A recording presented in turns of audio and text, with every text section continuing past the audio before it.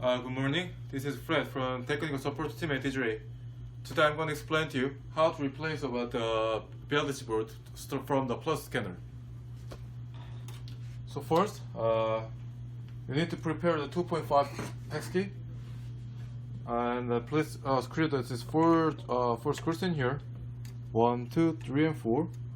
So let's try to disassemble here. Okay, so you can see there's two cables from here.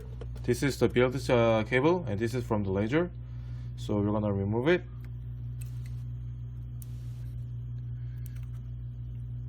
After then, you just bring the new BLDC board.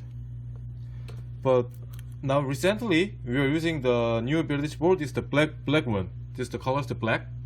So when you saw it, there's like a dip switches in here. So you need to check about the lasers or assemblies about which version you're using now. I hope that you can see this like 04, the last two numbers in here. This is the lasers or assemblies, the serial number. So I'm gonna show you in the manual at the last of this video. Then you can check about that one. So in this time, when you replace the new BLDC board, then you must replace this cable also. So when you purchase this BLDC board, we're gonna send you the cable together. That time you must replace this cable with the BLDC board.